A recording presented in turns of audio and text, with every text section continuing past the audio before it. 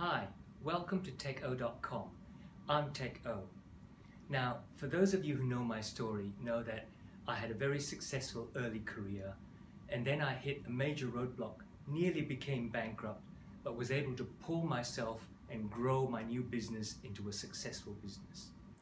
I started off my career by training as an accountant in London.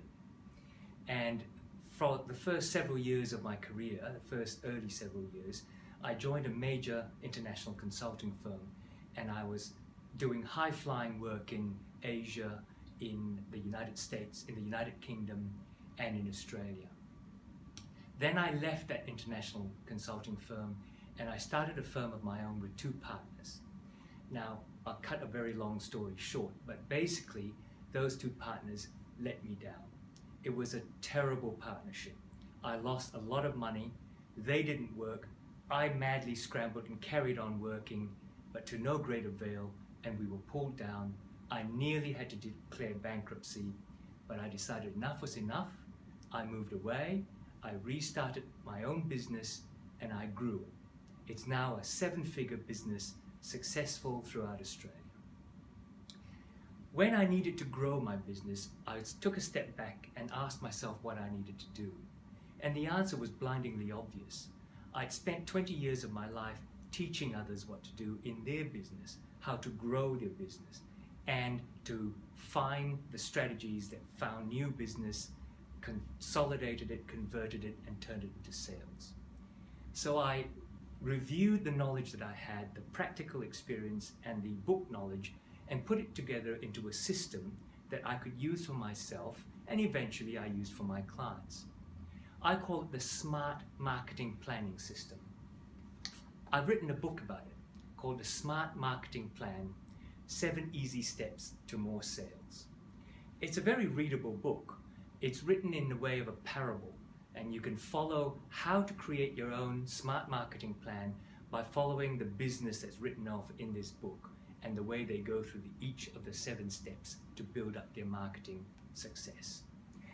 It's accompanied by the Smart Marketing Workbook, full of templates and questionnaires for you to fill in along each of the steps, so that as you go through each of the 7 steps in a workshop format, you collate your marketing plan ready to go. Both of these books are available at Amazon.com, and they're also available on the Apple iBook store. Just make sure you search for Smart Marketing by TechO, T-E-I-K-O-H. So, over the course of the next 2 weeks, this and the next, I'm going to give you a training course on smart marketing.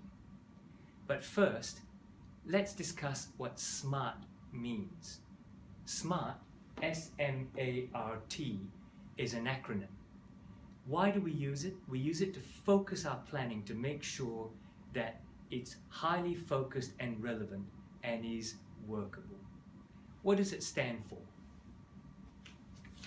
The S stands for specific. So whatever we plan, strategize, create, we need to make sure that we've described it in specific terms so that people don't get confused, so that you don't get confused a year later when you try and review this and you think, now what did I mean by increasing pathways to sales? You need to be specific and make sure the wording is specific. The M stands for measurable. So whatever you write has to be in some form measurable. It needs to be written in such a way that you can deduce from it how you measure it. Is it the number of dollars? Is it the number of products? Is it the number of customers? Somehow there has to be a quantifiable definition of that action. The A in SMART stands for achievable. Now, we can all have a goal to go to Mars. That's clearly not achievable. But we can have a goal to perhaps fund a mission to Mars. We can put in $100. That's an achievable goal. So the A stands for achievable. We need to make sure that what you want to do is realistic. The R in SMART stands for result oriented.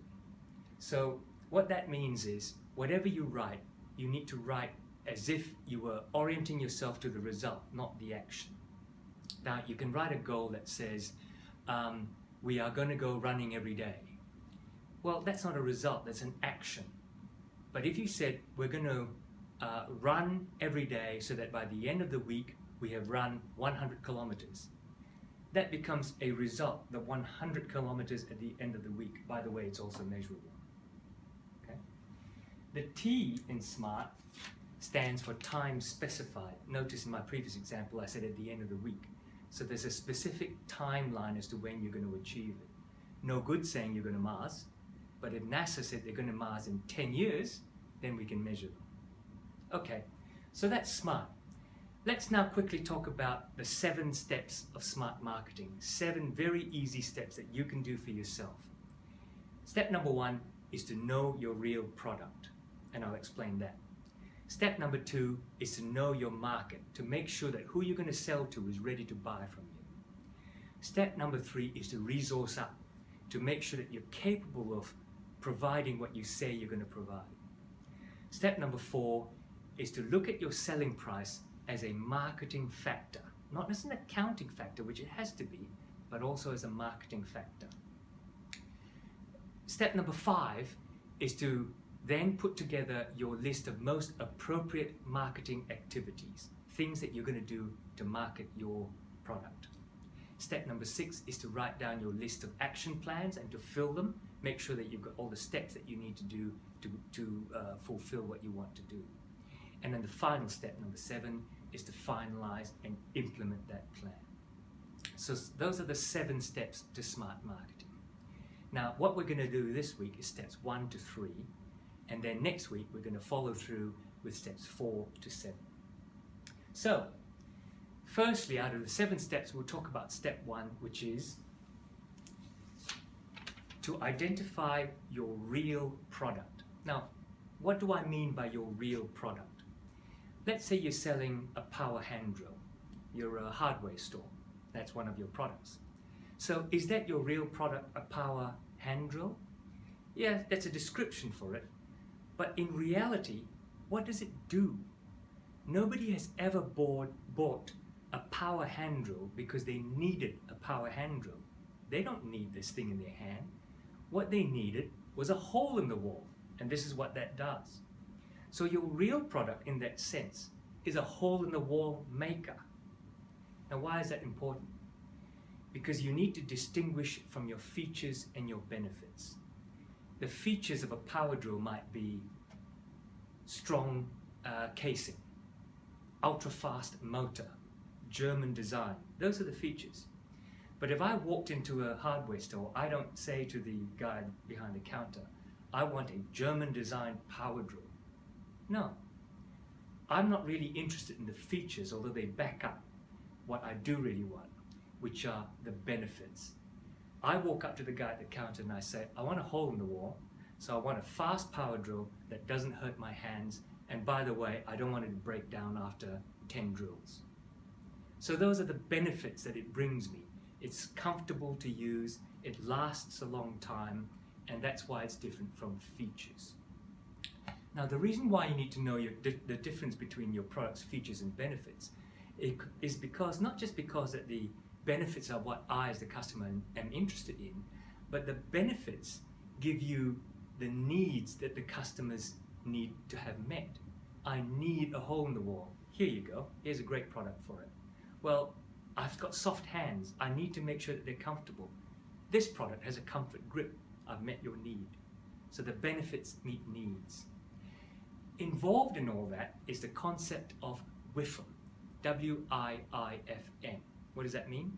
What's in it for me? Every time you buy something, you don't walk up and want a product just for nothing. You want that product because what you're saying is, what's in it for me? If I buy that product, what do I get out of it? That comes from the benefits, which satisfies your needs. So you need to understand totally what's really behind your product so that you can say, this is what I'm selling. Not a power drill, but a comfortable hole-in-the-wall maker. And by the way, if that's not what you want, then this super-duper power drill, which is even more comfortable but drills 2 holes at once, is what you need. Your next step is to identify your real market. Who is it that you're actually selling to? Now, you do this by asking yourself the question first, who is my ideal customer? How do I describe the customer that I really want to buy this product, who really needs to buy this product? And if you ask that question and go through and analyze the characteristics of that ideal customer, you can start to put together a picture of what your market is likely to be. Now, markets can be segmented. You can segment markets by different demographic categories. For example, you can segment markets by geography, the people who live in town, the people who live outside town, the people who live in the next town. You can segment your market by other characteristics such as sex, male and female, married, not married. You can identify your target market by perhaps buying characteristics, income characteristics, low, middle, high. What type of things do they spend their money on? And start to then put together a picture of what your potential markets look like. The reason you do that is because you then can start to identify from the characteristics of the different segments that you've identified who might best need the kind of benefits that your product will give them. Because what you want to try and do is sell to the low-hanging fruit, get them first, target them, which is why when you choose that market segment, it's called your target market. Once you've done that, you go to step 3, resourcing. It's all very well to say you have this product and it meets those needs of those target customers. But those target customers, apart from needs, also have requirements. For example, I may have a need of a power drill, but my requirement is that I don't have to read a manual to use it. Or my requirement is that it's delivered to my door. I don't have to go to the store, that I can order it online and it gets delivered. My requirement is that it gets delivered on Tuesdays and only Tuesdays. Now, what you need to make sure is that you have the resources to meet those requirements. You do that by first listing down what you can do first. Prepare a SWOT exercise, strengths, weaknesses, opportunities, threats. These are the strengths of what I can provide. These are my weaknesses. These are the opportunities I can take advantage of. And these are the threats that I need to protect against. From that, you can develop a list of what you cannot do to meet requirements that you know this target market is going to ask you for. So then you can build up those resources and plan on how to get them. So that's it, the first 3 steps on smart marketing. What you've got there now is you've found out what it is you really sell. You've found out who you should really be selling it to, so that you take out a sniper rifle and hit the target rather than a shotgun blast trying to hit everybody and miss. You also now know what you can do and what you can't do and what you need to build up to do. Next week we're going to look at steps 4 to 7, which is about the selling price. It's about your marketing activities, your campaign plan, your action plans, things you need to do, and then how to implement this plan altogether. In the meantime, these books are available at Amazon.com, as I said. Search for them, Smart Marketing by Teikoh, T-E-I-K-O-H. Or you can go to the website and check out some of the other blogs and video webcasts that are on there that can help you create strategy for your business, that can help you provide leadership in your business, and that can help you grow your business. While you're there, subscribe to these podcasts, subscribe to these emails, and make sure you don't miss part 2 of this training. See you next time.